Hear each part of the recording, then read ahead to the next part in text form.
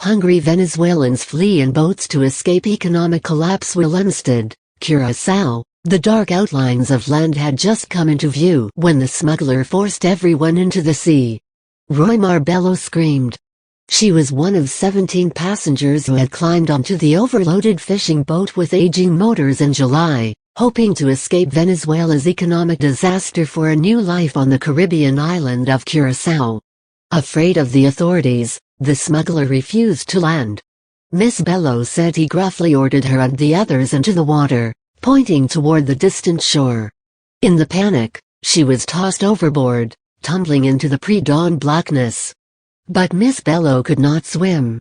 As she began to sink under the waves, a fellow migrant grabbed her by the hair and towed her toward the island.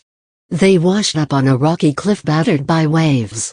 Bruised and bleeding, they climbed, praying for a lifeline, jobs, money, something to eat. "It was worth the risk," said Miss Bello, 30, adding that Venezuelans like her are going after one thing: food. Continue reading the main story photo.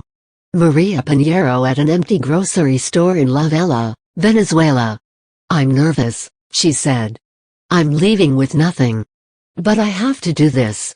Otherwise, we will just die here hungry."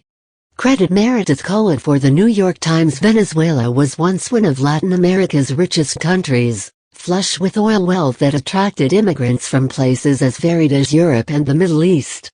But after President Hugo Chavez vowed to break the country's economic elite and redistribute wealth to the poor, the rich and middle class fled to more welcoming countries in droves, creating what demographers describe as Venezuela's first diaspora. Now a second diaspora is underway, much less wealthy and not nearly as welcome. Well over 150,000 Venezuelans have fled the country in the last year alone, the highest in more than a decade, according to scholars studying the exodus. Continue reading the main story photo. Hundreds of Venezuelans lined up at a grocery store in La Vela in September to see if food would be delivered.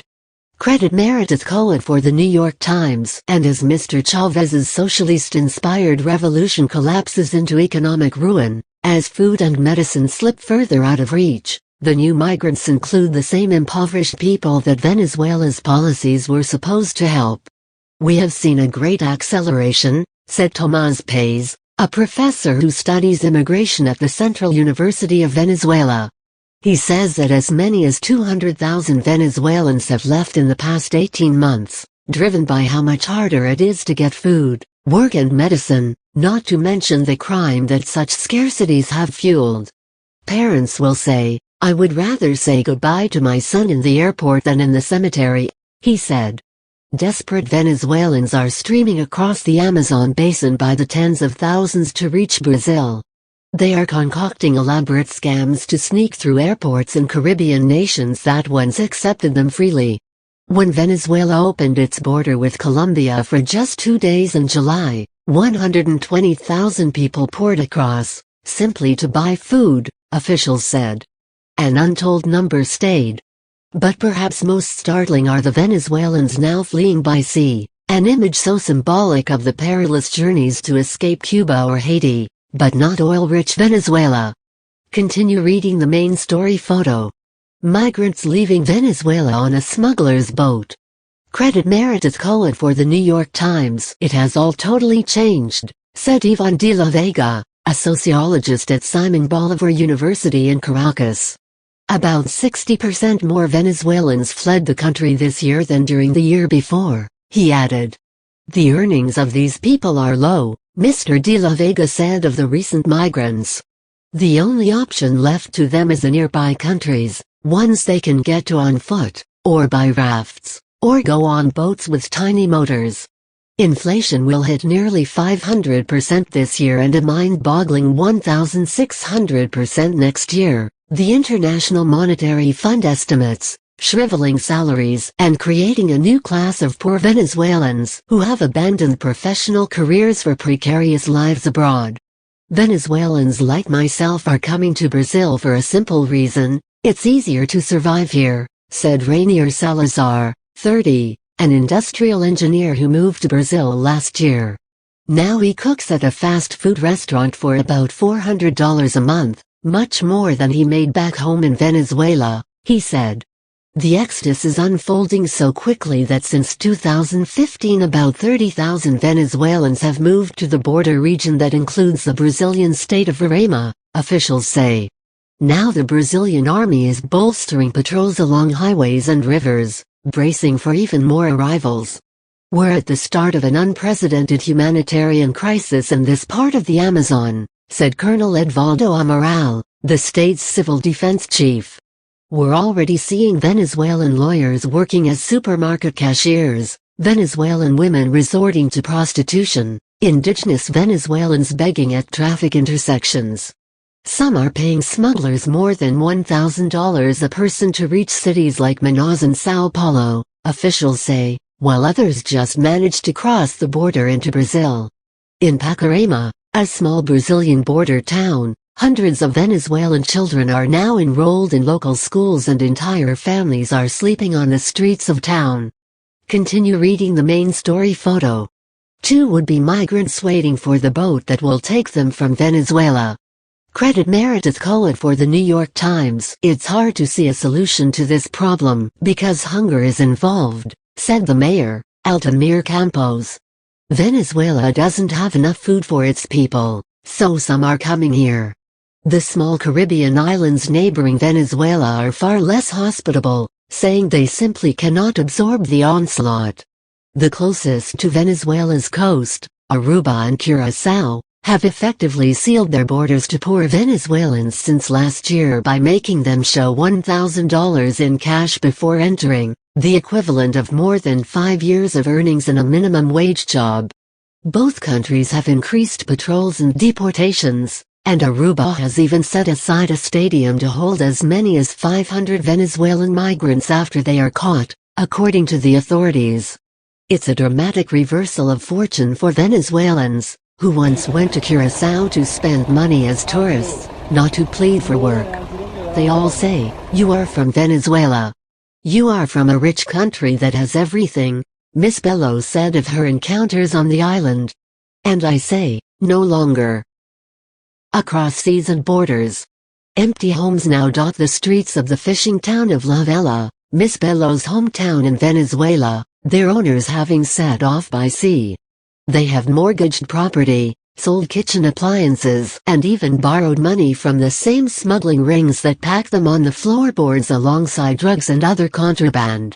The journey to Curaçao takes them on a 60-mile crossing filled with backbreaking swells, gangs of armed boatmen and Coast Guard vessels looking to capture migrants and send them home. Continue reading the main story photo. Maria Pinheiro left, with her son, Roger Bello, and his 19-year-old girlfriend, Yasbel, who was 6 months pregnant. Credit Meredith Cohen for the New York Times. Then, after being tossed overboard and left to swim ashore, they hide in the bush to meet contacts who spirit them anew into the tourist economy of this Caribbean island. They clean the floors of restaurants, sell trinkets on the street, or even solicit Dutch tourists for sex, forced by the smugglers to pay for their passage by working in a brothel, the authorities in Curaçao say. Countless families in Venezuela are like the Bellos now. Unable to scrounge together more than a meal a day, they are scattered across seas and borders. Miss Bello's brother Orlando works construction in Curaçao and his wife recently joined him, leaving their 7-year-old daughter with relatives back home.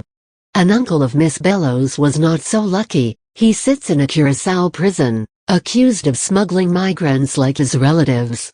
Then there's Wilfredo Hidalgo, Miss Bello's 27-year-old cousin, who studied business administration in Venezuela but never found a job.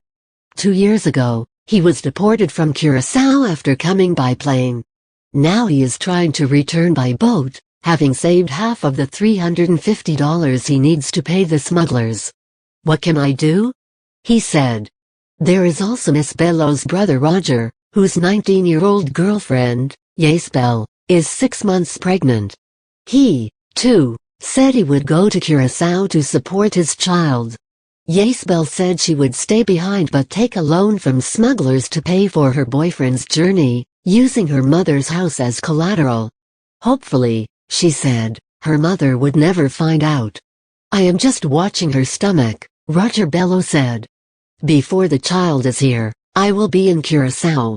And finally there is Miss Bello's mother, Maria Pinheiro, who gave her a life vest just before she left, knowing that she could not swim. But the smuggler ripped it off Miss Bello just before she was thrown into the sea, saying that the swells were so high she was better off swimming under the waves. Now, despite Miss Bello's ordeal, her mother vowed to make the journey by boat, too. I'm nervous, she began. I'm leaving with nothing. But I have to do this. Otherwise, we will just die here hungry. One evening at the end of September, Miss Pinheiro, 47, climbed aboard a boat in a small town on the country's northern coast. She dropped to her knees, praying to God that she would survive the journey and find a better life in Curaçao. The other passengers, tears in their eyes, began to pray too, some joining hands in a circle on the beach. They muttered hopes that the Coast Guard would not catch them,